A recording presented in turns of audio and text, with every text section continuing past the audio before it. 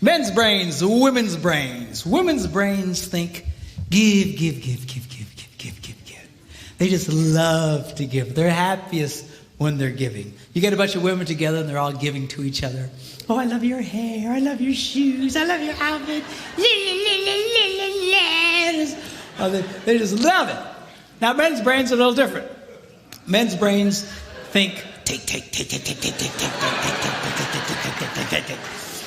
And you get a bunch of men together, and we insult each other. We do. You're fat. You're ugly. You smell. Thanks, man. You know, I mean, that's...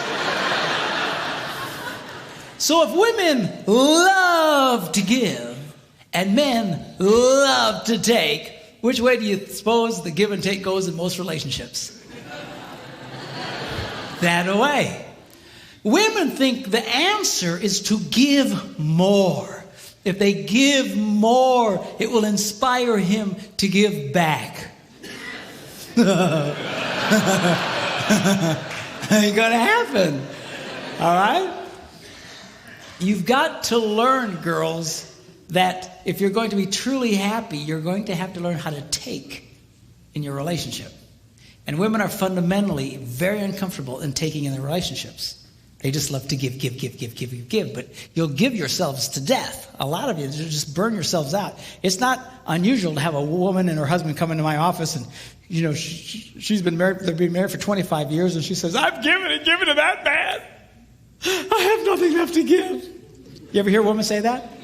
I have nothing left to give. They're burnt because they've just given so much. Then you look at the husband and he goes, I thought we had a good marriage. I go, because it's been great for him. She's given, he's taken, this rocks. All right? So now, girls, I'm going to show you how you can take advantage and change that flow in your relationships. I'm going to show you how you can get a man to do what you want him to do. All right? Now, when I first say that, all the girls go, yes. And all the boys go, you sold me out, man. You sold. But be cool, because the guys like this part. It's the women who hate it. I get more static from women over what I'm about to tell you, because fundamentally they hate taking in relationships. They think that he should just, just give on his own. He should just give. They're hoping, when I say get a guy to give to them, they're hoping I'll say, bad guy, bad, bad, bad. You need to give more. And that's what a lot of these people do in some of these seminars. They beat up on guys. You need to be more. No, the real key. I mean, I think we've established it doesn't work. Okay, the real key is to change the woman's perspective and empower you, because you, in fact, have the power to change this. But a lot of women have been so affected by over-romanticized concepts in marriage that they don't understand this. They really think that if he really loved me, this would all just happen automatically. If he really cared about me, la la la la la la la la la la. A lot of women really struggle with this concept because they tend to live in this false romantic fantasy land.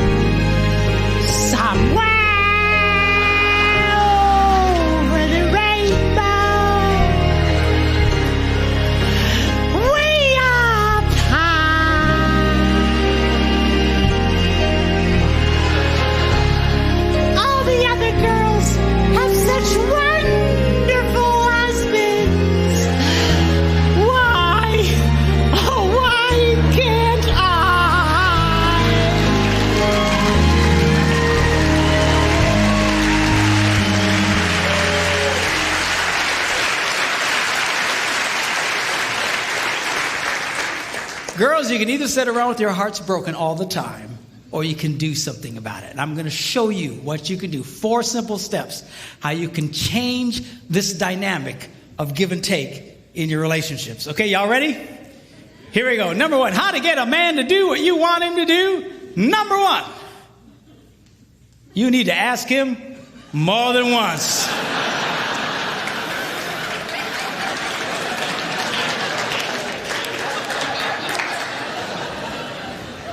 Asking a man to do something once is like never having asked him to do it at all.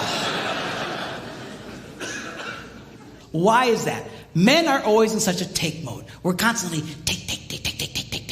We compete taking. We're in business taking. We're just take. We're just in this take mode. And all of a sudden, his wife will say to him, honey, will you do such and such for me? And his left brain says to his right brain, you hear something.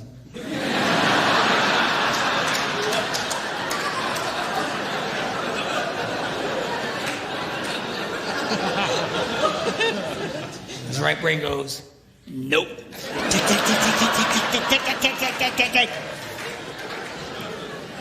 It takes more than once to get through to the boy. Now, a lot of women, they think that, that their husband, they're holding out on them. That we are sitting there intentionally not doing what he asked us to do. Just because we're full of hate.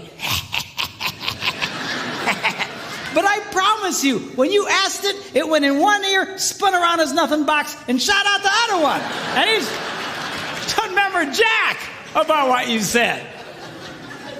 Now, when I was first studying this, I thought, this can't possibly be true. This has got to be inaccurate, because I'm married to a woman who has no problem asking me more than once. She said, honey, will you do such and such for me? I go, no. Come on, sweetheart, do this for me. No. Come on. She's got the thing, she pats my cheeks. You're such a good husband. Do this thing for me. Okay, and then I do it. So when I was first reading this, that they were saying women only like to ask one time, I thought that can't possibly be true. And I remember I was in a church in Green Bay, Wisconsin at the time. I was one of several pastors at a large church there. And I before service started, I thought, I'm going to ask some ladies, because this can't possibly be right. So I came up to a lady. I said, let me ask you a question. She said, yeah. I said, do you have a hard time getting your husband to do stuff for you? She goes, Pastor, you have no idea. She says, I asked that man to paint the ceiling. That was back in October. It's March. He doesn't do it. He walks in every day. Just she's just getting mad telling me about it, okay? And I said, okay. I get it. But let me ask you a question. Because remember, I want to prove what I just been reading wrong. I said, let me ask you a question. How many times did you ask him to do it? And she stared at me like a dog at a new dish.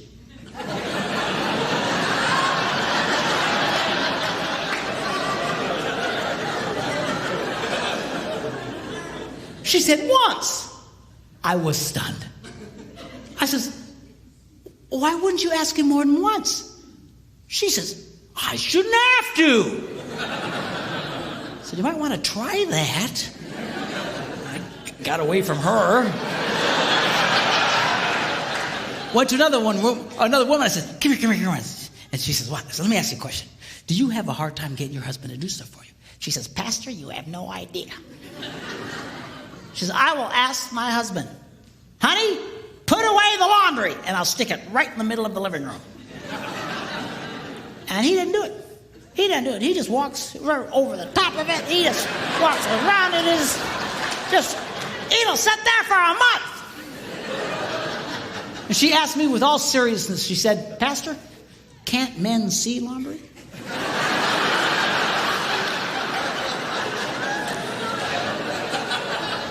I said, yeah, we can see it. Just doesn't mean a whole lot to us. So she's just getting angry, just tell me about it. So I said, okay, yeah, I get it. But let me ask you a question. How many times did you ask him to do it? And that same startled look. Once. I was amazed. I said, once? Why wouldn't you ask more than once? I shouldn't have to. Time was running out. Church was going to start. And I grabbed another lady real quick. I said, come here. She says, what? She said, do you have a hard time getting your husband to do stuff for you? She says, Pastor, you have no... Apparently I'm a complete idiot because I have no ideas. But you have no idea. And she goes on to start living out the horrible transgressions of her idiot husband. And I asked the same question. Okay. But how many times did you ask him to do it? Once. I said, why? Why wouldn't you ask more than once? She says, I shouldn't have to. Ladies, are you listening to me? You have to.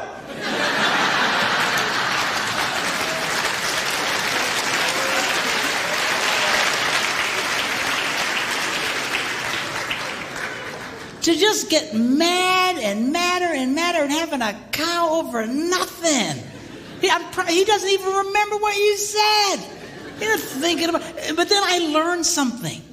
The reason women find this so offensive is because really, they don't want to ask the first time. It's true, you little sinners.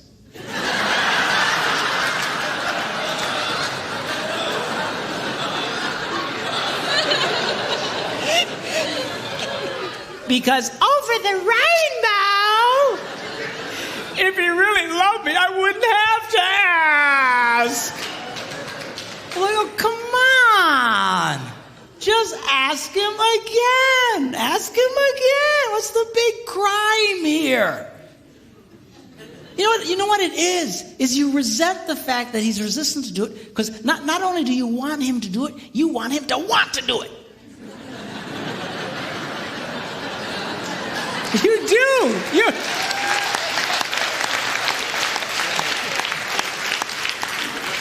Well, I got news for you. We don't want to do it. We're never going to want to do it. If we wanted to do it, we'd have done it already.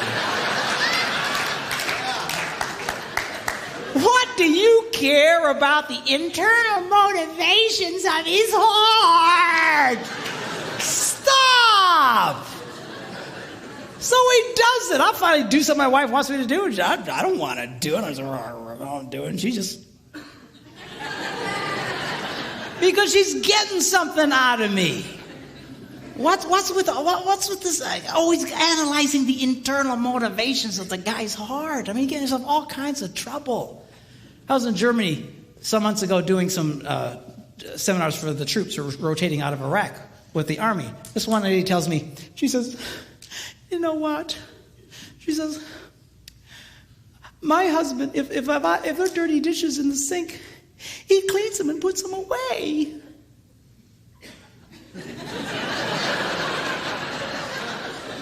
I go, yes, and? She said, well, I asked him, why do you do that? And he said, because I hate dirty dishes. And she started crying. I said, lady, most women think they died and went to heaven if their husbands. Yeah, but I wanted him to say, well, I do it because I love you.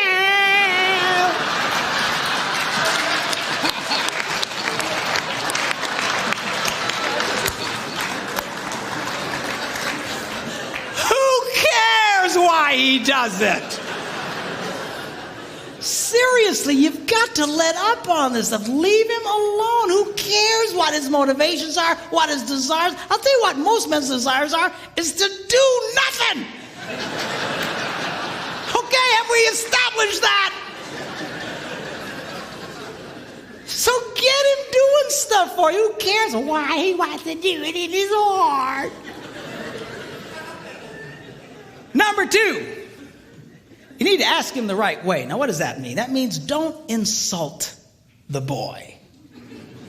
A lot of women think they can use insult as a way to motivate a man.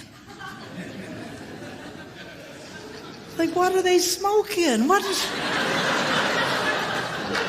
Not gonna work. What's the matter with you? You some kind of idiot. What's the matter with you, a man? Can't you do... What's the matter with you? Can't you pick up the laundry? No, I can't. Don't insult. You know why women do that? Because it would work on them. If you insulted a woman, if you embarrassed a woman, she would change. She would do something about it. But you embarrass a guy, you insult a guy, we don't care. We just become more resistant. He's not a woman. Okay? Don't insult the boy. Insult is not a motivator for a man. All right? Number 3, you need to train him with positive reinforcement.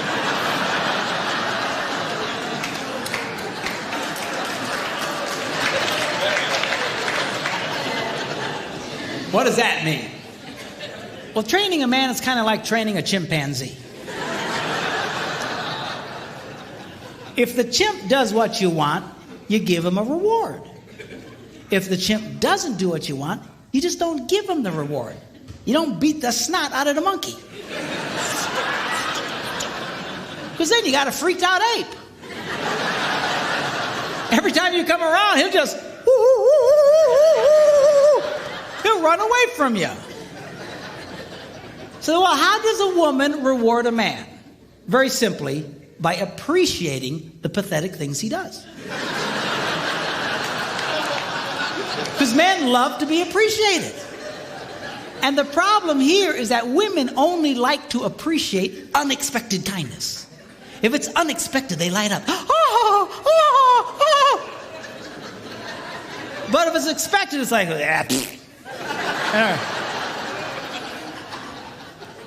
You know, seriously, I mean, that's, in the beginning of your relationship, that's how he got you to fall in love with you in the first place. See, because unexpected, everything he did was, God, seriously, man, that's how you got her to fall in love with you. She knows you're ugly.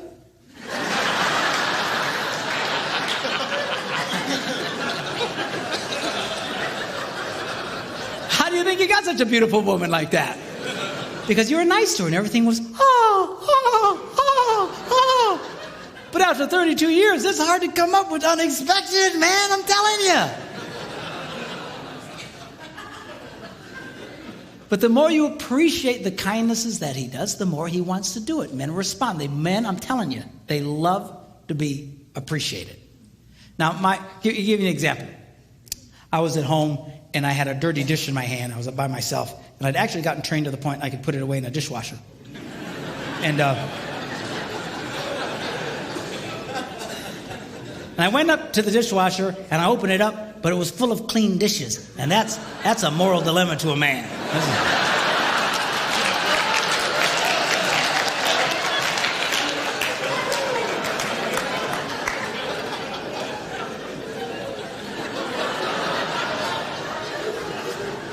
So it finally dawns on my little brain, empty the dishwasher.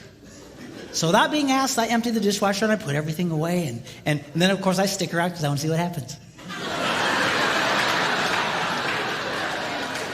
Why? Because I love to be appreciated. So my wife comes home. She's la, la, la, la, la, la, la, la. She goes over to the dishwasher and goes, you emptied the dishes.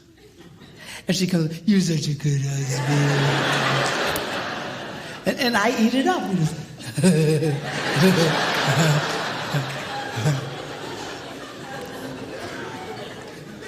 Now, guys, get a clue here. I know it's hard, but she loves unexpected kindness. You need to learn to give her unexpected things, unexpected little things. That's how you can keep a woman crazy in love with you in that way. I told my guys I want to write a book, 365 Unexpected Things a Man Can Do for a Woman.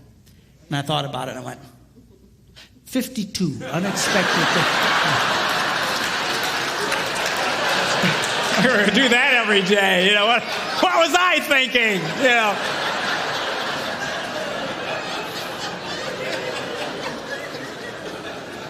Because they light up. They light up. You know, some time ago when I was first doing this, I couldn't afford to take my wife with me.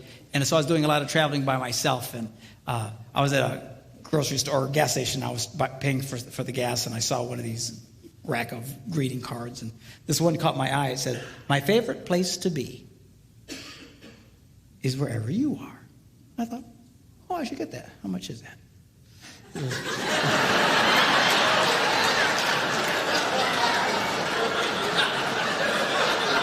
Do you hear these women? The minute I did, you ruined it. You just ruined it. What was the motive of your heart?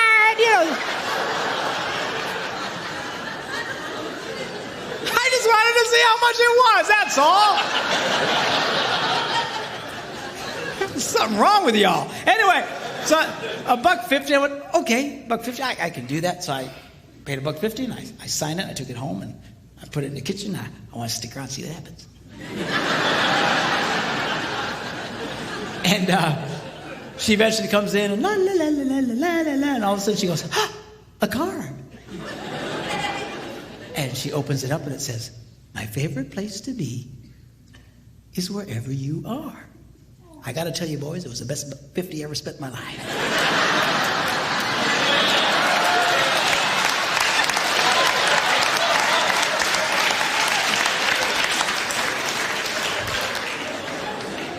But we'll talk more about that tomorrow. Okay, now. Number 4, barter with him. Now, how does that work? Very simply, you become aware of something he wants to do. You know you got something you want him to do for you. And you just say to him, honey, would you like to do this thing you would like to do?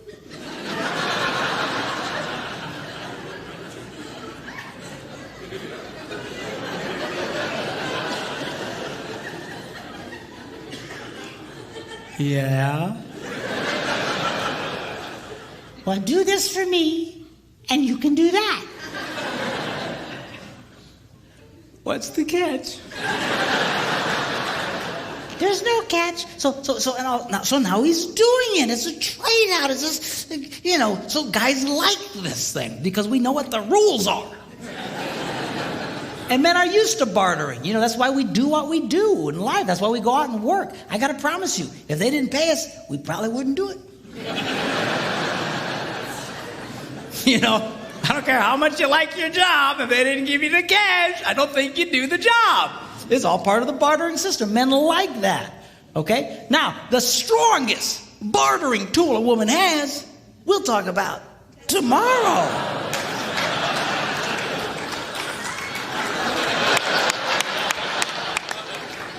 Oh, that's terrible. I had one lady say to me, doesn't that make me a prostitute?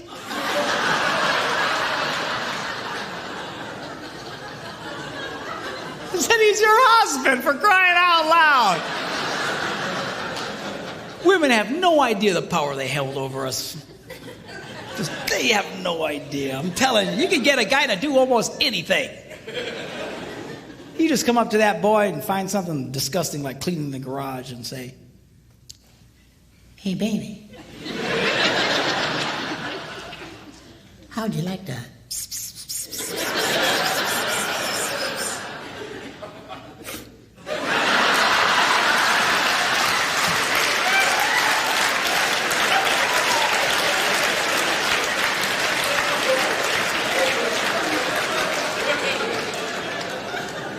Why, yes, I would.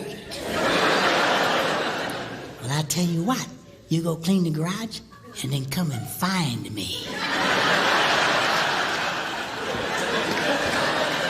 Man, you got yourself a motivated boy.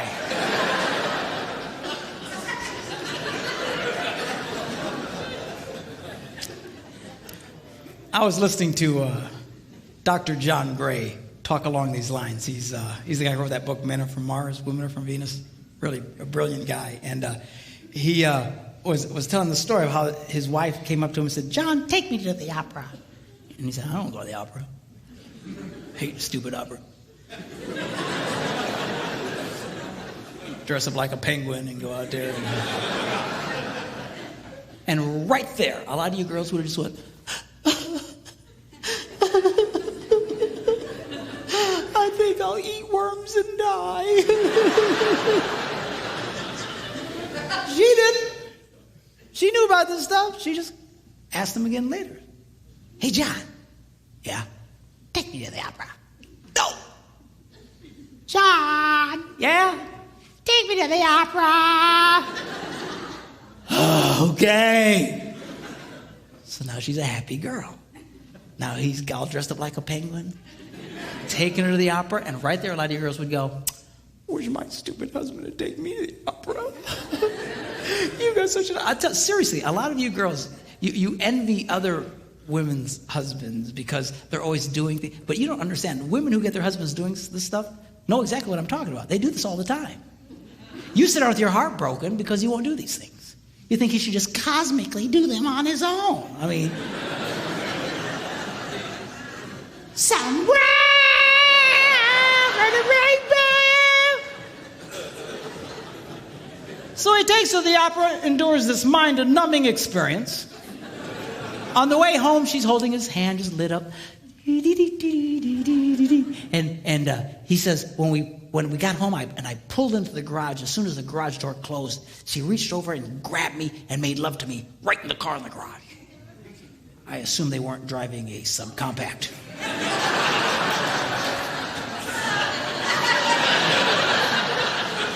You figure it out. Anyway. So anyway, the next morning he gets up early and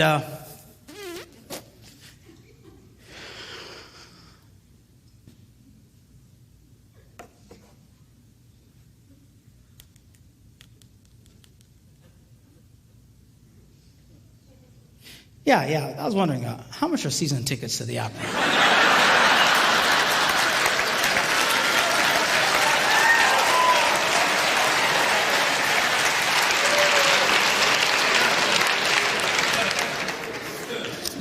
Men's brains, women's brains. Area of give and take.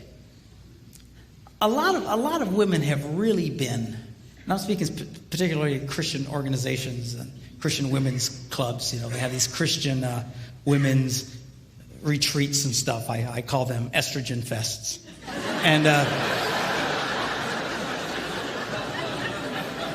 And they're wonderful. They're great if you're a woman, I guess. But you know, a lot of you, I know what they're trying to say, but a lot of you have really gotten bad information, or at least faulty information. This is what's being said at a lot of these. What they're saying is unconditional love demands an unconditional relationship. Unconditional love demands an unconditional relationship. You should do anything for this man. You should just put out for this man. If he wants sex, no matter what, just give it to him. Just la la la la la la la la. It all sounds spiritual and it all sounds wonderful. The only problem is it is patently false. Unconditional love demands a conditional relationship.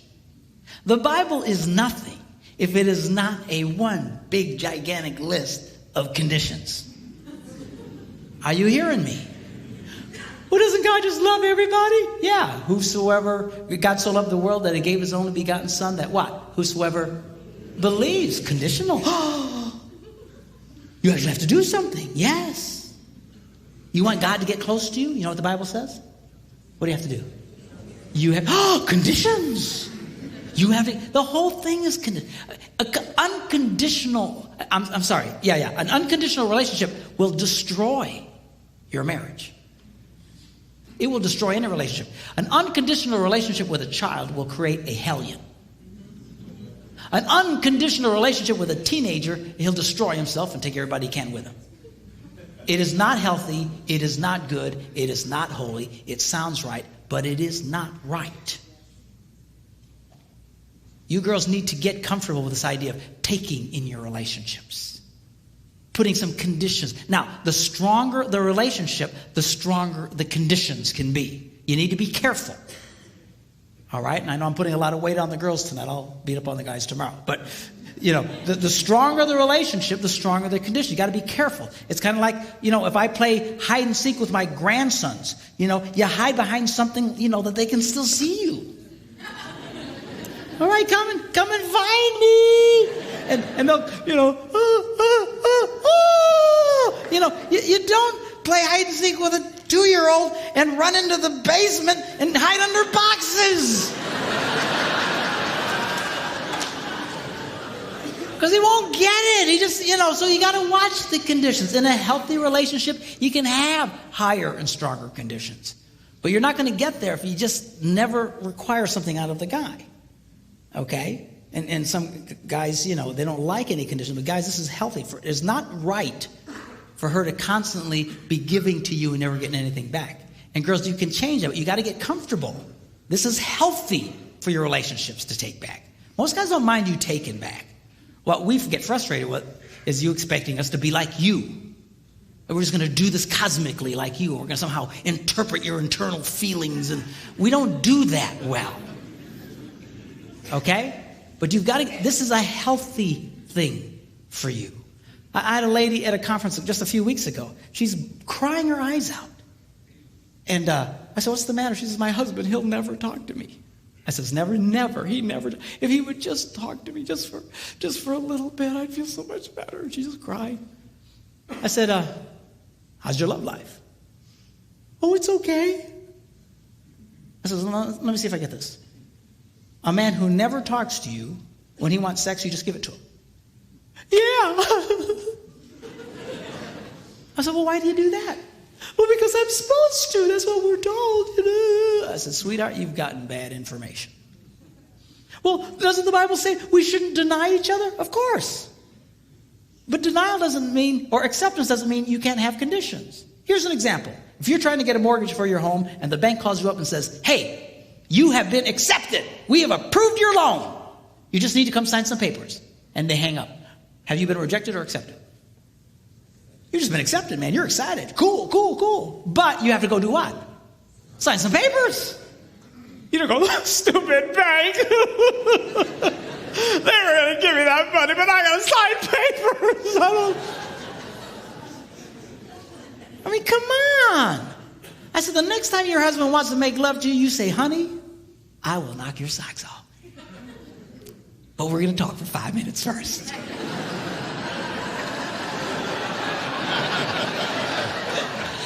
That's fine. That's healthy. You can do that? Yeah, you can do that. And most guys don't mind. Again, get us in that position. Start taking back from us. But again, you got to be careful. If your relationship's real weak, you can't be demanding real heavy things. The stronger the relationship, the tougher you can be. Here's an example. My wife, we have a very good relationship.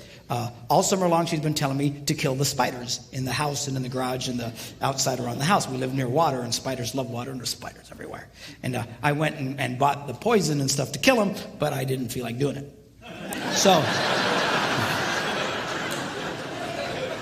So she was on me for weeks about killing the spiders. Yeah. I'll do that. Yeah.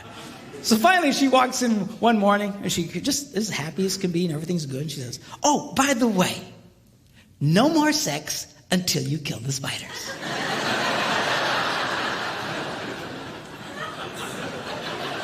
And she walked away.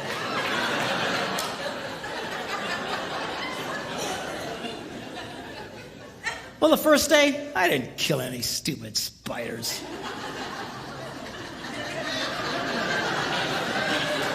Second day, I didn't kill any stupid spiders. Third day, I'm killing every spider within miles of the place. I was killing die, you stupid spiders! I sprayed our house. I sprayed the neighbors' houses, man. I sprayed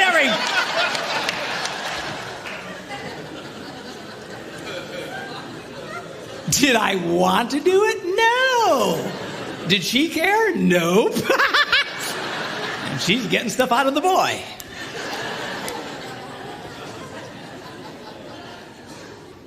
Men's brains, women's brains. In closing, there's something God put in the heart of every woman that says, connect the wires. Connect the wires. It's all about relationships. It's relationships. One of the reasons why married men make more money than single men is that married men become more skilled in their relationships and become more successful in life. They become more valuable to their employers. Because when a man marries a woman, he's marrying a handbook on relationships. It's true. It's absolutely true. Single men remain as they came into the world, clueless.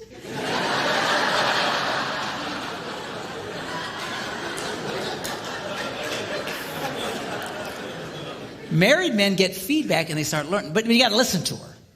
No, we don't like listening to you. I got to be honest with you. Yeah.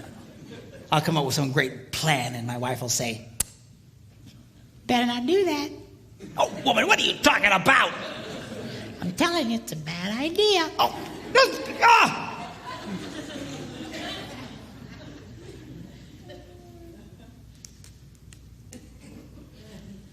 Yeah, you guys. Yeah, we better not do that. Yeah. I just feel it in my spirit.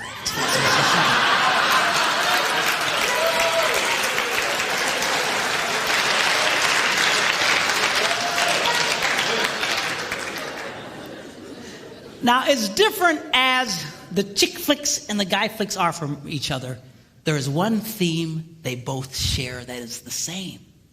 And that is this. The hero always goes back for the girl. You see it in the guy flicks, man. They're just fighting their battles, and they're on the edge of victory, and suddenly the hero starts to pull back, and his men say, where you going? And he says, going without me, boys. Ugh, I got something I gotta do.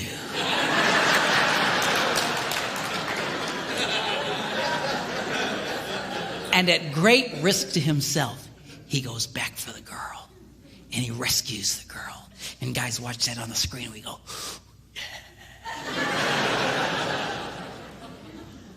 Women have the same theme. The boy always comes back for her. I was watching this chick flick, Jerry Maguire. Have you seen this one?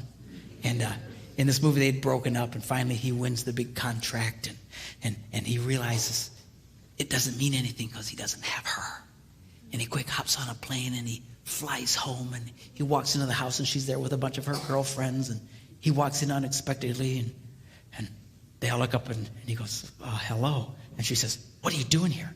And he starts to explain to her that he had finally succeeded and gotten everything he dreamed of, but it meant nothing without her. And he said to her that you complete me. And she goes, you had me at hello. And all the girls see that, and they all go, oh, yes, yes, yes, yes. All I'm saying to you boys is this. Do what's in your heart. Live your dreams. Live your adventures. Overcome your obstacles. Do what you gotta do. Just don't forget about the girl. I've never met a man who was a financial success and who had lost his family who ever said to me, you know, it was worth it. It's never worth it. Don't be like Adam. You remember Adam in the Garden of Eden? Women say, where would you be without women? I say, Garden of Eden. But,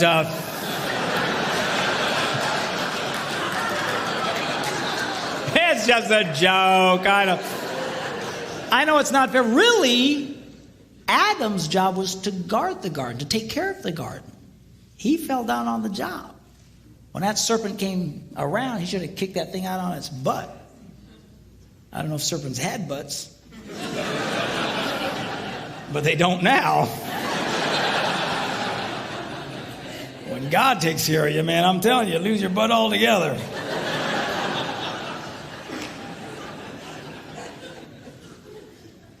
But you know what happened? He didn't do anything. So how do you know that? Because if you read the story, Eve listened to this story and then took of the forbidden fruit and then turned and handed it to whom? Adam. She didn't have to go running through the jungle going, Adam! Where you at, boy? I know you're here. He was right there the whole time. He said nothing. He did nothing. Do you know why? Because he was a coward. He was a coward and the father of cowards. Of men who claim to be men, but they're no more men than the man in the moon. They are spineless jellyfish, impersonators, who are afraid to engage their wives, afraid to engage their children. You, sir, are no man. Don't be like that, Adam. You need to be like the second Adam. You see, the Bible refers to Jesus Christ as the second Adam. The first Adam messed everything up. The second Adam set everything straight. And at great cost to himself, he came back for the girl. He came back for you and for me. That is a man. You need to be like that.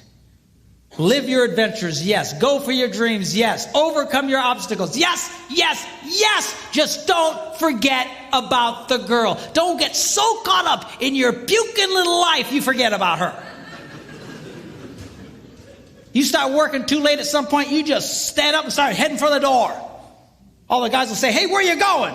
Just say, go on without me, boys. I got something I gotta do.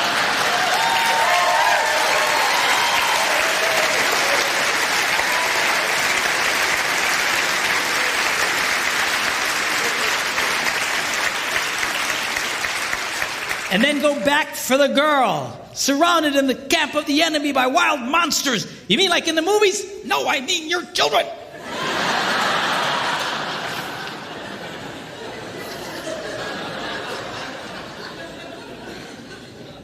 All I'm saying to you is do what's in your heart. It's in the heart of every man here, and it's in the heart of every woman here.